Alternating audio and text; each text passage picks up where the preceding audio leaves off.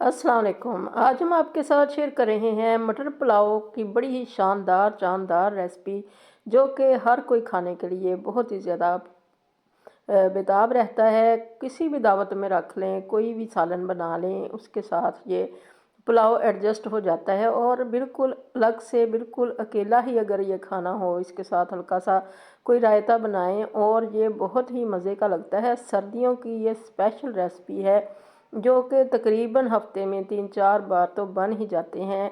मटरों का बहुत ही मज़ेदार सा पुलाव आज आपके साथ शेयर कर रहे हैं, जिसमें हम आपको इसको खिला खिला कैसे रखेंगे और खुशबूदार कैसे बनाएंगे, इसकी टिप्स आपके साथ शेयर करेंगे कि इसको बेहतरीन, मज़ेदार, ज़ायकेदार और खुशबूदार कैसे बनाया जा सकता है।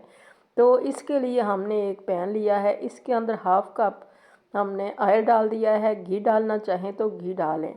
एक इसके अंदर प्याज काट के डाल दी है, इसको हम हल्का सा लाइट ब्राउन कर लेंगे। मीडियम फ्लेम पे हल्का सा इसको हिलाते हिलाते हमने ये लाइट ब्राउन करना है, ताकि इक्वल हर तरफ से ये लाइट ब्राउन सा हो जाए। जलाना नहीं है इसको। तो इस स्टेज पे बड़ा ही ख्याल रखना है, मुसलसल हिलाते जाना है। तो जैसे ही ये हमारे पसंद के मुताबिक प्याज का कलर हो गया, तो इसके अंदर हमने तकरीबन हाफ कप के करीब पानी ऐड कर दिया, और साथ ही अदरक का और हरी मिर्च का पेस्ट 1 टेबल स्पून हमने इसके अंदर डाल दिया है। इसका बड़ा अच्छा टेस्ट आएगा। इसको हल्का सा हम हिला जुला लेंगे और फिर इसके अंदर हम डाल देंगे सारे स्पाइसेस जो हमने ये मसाले लिए हैं। मसाले ज़्यादा नहीं है, इसके अंदर एक दालचीनी है और 4 लौंग हैं और 2 बे लीफ हैं, और जो ज़ीरा है ये इसके अंदर काफ़ी ज़्यादा जाता है। 2 टेबल स्पून हमने ज़ीरा डाल दिया है और 2 टीस्पून इसके अंदर नमक डाल दिया है, और साथ ही इसके अंदर हमने डाल दिए हैं मटर हाफ़ के जी।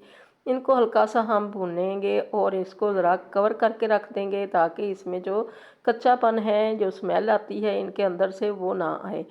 तो ये टेस्ट के लिए हमने 1 टीस्पून डाल दिया है धड़ा मिर्चों का। ये इसका टेस्ट बड़ा ही माइल्ड सा आएगा, बहुत ज़्यादा तेज़ी नहीं होगी। सिर्फ इसके अंदर हरी मिर्च और ज़ीरे का ही ज़्यादा टेस्ट आता है, और मटरों का।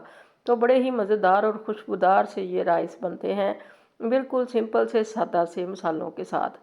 तो ये देखें, हमने इसको 5 मिनट के लिए दम पे रख दिया था, और अब भी इसके अंदर ऐन मौके पे हमारा प्लान बन गया कि इसमें आलू भी डाल दें। आलू हमने एक लिया, छील के काट ली है छोटे छोटे क्यूब्स में, और बड़े ही मज़े के लगते हैं अगर मटरों के साथ आलू भी डाल दें तो हमने भी इसके अंदर आलू डाल दिया। इसको हमने 2 से 3 मिनट के लिए भूनना है, और फिर इसके अंदर पानी शामिल कर देंगे।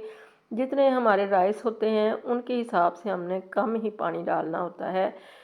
हमने लिए हैं 2.5 गिलास चावलों के, और हमने इसके अंदर 4 गिलास डाल दिए हैं पानी के। तो कुछ सब्जियों का भी पानी रिलीज़ होता है। तो इसको जैसे ही एक बॉयल आया, तो इसके अंदर अब हमने जो आधे घंटे से चावल सोक करके रखे हुए हैं उनको डाल दिया, और इसको डालने के बाद इसको अच्छी तरह से हिला लेंगे, ताकि ये नीचे ही ना बैठ जाएं या जुड़ ना जाएं। तो पानी ज़रा सा कम लग रहा है, इस स्टेज पे हम इसके अंदर ज़रा सा पानी और तकरीबन हाफ़ कप के करीब डाल देंगे, ताकि ये अच्छी तरह से खुल के पक जाएं। तो इसको 2 से 3 मिनट के लिए हमने कवर रख के पकाया है अच्छी तरह से। और ये देखें, अब इसके अंदर पानी मुनासिब सा ही है, मगर जो भी है आधा रह जाएगा तो हम इसको दम पे रखेंगे। कवर उठा के ही हमने इसको पकाया है। जब हमने मटरों को भुना था, तो उस वक्त हमने दही भी ऐड किया था, वो हम भूल ही गए हैं, उसका क्लिप भी हमसे रिकॉर्ड नहीं हो सका। तो ये हमने दम पे रख दिए हैं। जैसे ही थोड़ा सा पानी इसका सूखा, तो हमने दम पे इसको रख दिया है। दम पे हमने 20 मिनट के लिए रखा है। ज़रा सा पानी हो तो फिर ही दम पे रखा करें, और इसको बहुत ही अच्छा सा 20 मिनट में दम आया है, और बड़े खिले खिले से चावल बने हैं। बड़ी अच्छी खुशबू आ रही है, और खिले खिले हैं और गले हुए हैं। गले हों और खिले खिले से हों तो चावल बड़े ही मज़े के मॉइस्ट रहते हैं, और दही डालने से ये काफ़ी मॉइस्ट बनते हैं। दही हमारा रिकॉर्ड नहीं हो सका, आप डाल के देखिएगा, इतने मज़े के ये चावल बनेंगे, खिले खिले से और बड़े ही मॉइस्ट से, रूखे सूखे से नहीं होंगे। तो इस तरह से आप भी बड़े ही मज़ेदार चावल बना सकते हैं। बड़े ही खुशबूदार और जायकेदार ये चावल होते हैं। हल्के से मसालों के साथ बड़ा अच्छा टेस्ट आता है। अल्लाह करे आपको ये रेसिपी बहुत ज़्यादा पसंद आए और आपकी बहुत अच्छी बने। दुआओं में याद। अल्लाह हाफिज़।